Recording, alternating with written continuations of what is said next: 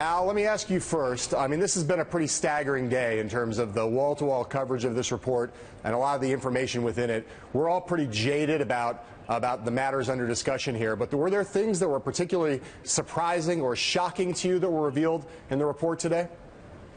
Well, unlike John Walcott, I haven't read most of it yet, but just what I have read and had seen, yes, there were, John. It went far beyond anything I expected.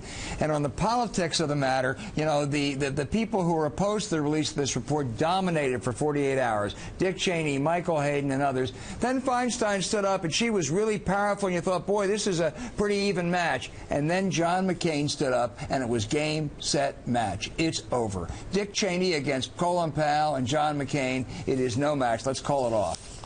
John Walcott, I want to go back to this question of what the CIA actually disputes in the Senate report. I know they have a quibble or a dispute over whether any valuable intelligence was gained through these enhanced interrogation techniques. But is there anything else in the report that the CIA is specifically disputing? No, that's the main dispute, is they claim that these techniques yielded valuable intelligence. But I'll tell you, after reading the report, and especially going through the footnotes, a lot of their own officials in the field dispute that. And the report really does a pretty thorough job of tearing apart that assertion. John, one of the key issues, it seems to me, here is the claims, and Senator Feinstein was very aggressive in making some claims, particularly about General Hayden. The kind of web of the notion that there was a lot of deception, that there were lies systematically undertaken by the CIA to the Bush White House, to the Congress, and to the American people. How much of the information that what was in the report and what Senator Feinstein is alleging here is also new and puts the CIA on the defensive in terms of justifying what it did in that area?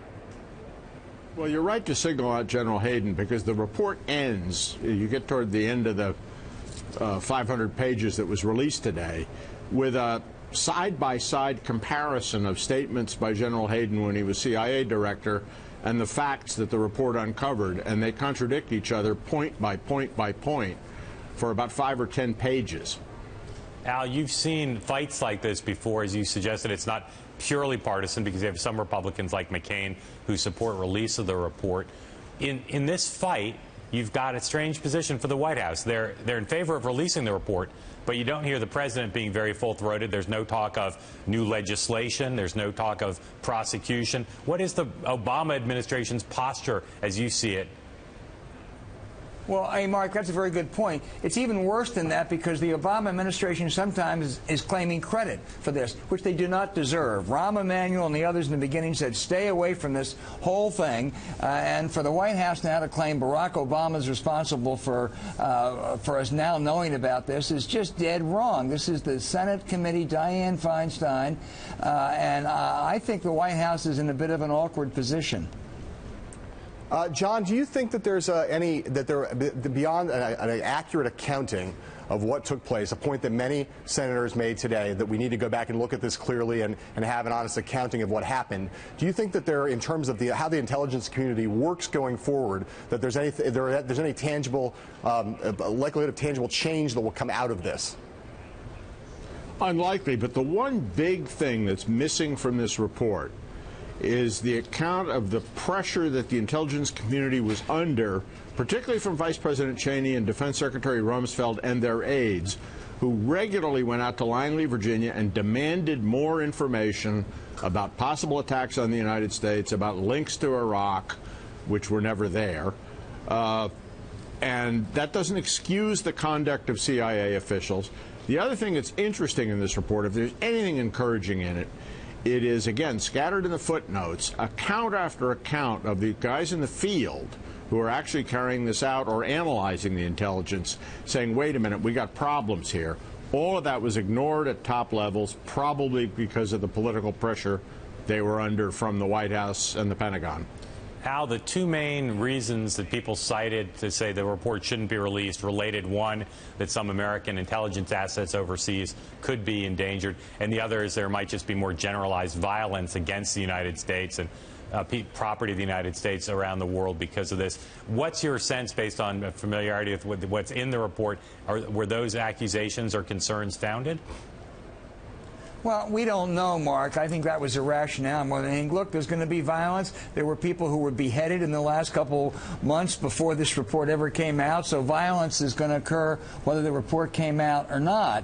And I think what really was, we knew there was torture beforehand. We knew there were allegations that there had been lies about this and people hadn't been briefed, that Powell had been cut out. But there is a lot more in this. And again, John is the expert, but some of it's quite graphic, rectal feeding. Some of it's outrageous. $81 million paid to contractors. I mean, that was a ripoff. That's a taxpayer ripoff that I don't think Richard Burr really wants to defend. 26 people who were wrongly part of this program. 2 informants who were by mistake abused by the CIA. There really is an awful lot of documentation that's pretty stunning, Mark. John, let me follow up with what Al just asked, which is, and it's a point he made earlier, which is that a lot of the people from the CIA and people from the Bush-era White House, came out to try to pre-butt this report over the weekend. Now, the report is out, and there's a lot of specific evidence that's offered for some of the more critical and damning elements of the report. What's the next move now for those who have been who are facing fire right now? Is there going to be now another round of an attempt to rebut the report now that it's on the record on the part of the Bush-era folks? Not if they're smart. First of all, their pre-butt had an internal contradiction. What they were arguing was that there's nothing new, so we don't need to release the report. But if we release it, even though there's nothing new in it, it'll cause all kinds of havoc around the world, as if there were not that already. But for them to want to go back and reopen this issue when the administration, as Al said, clearly wants to put it behind it, seems to me asking for trouble that they really don't need. Very quickly, to 15 seconds, John, were you surprised by things in this report? I was surprised at the degree of graphic detail. And I would strongly recommend that people who don't have strong stomachs don't read all of it, because some of it is pretty grotesque.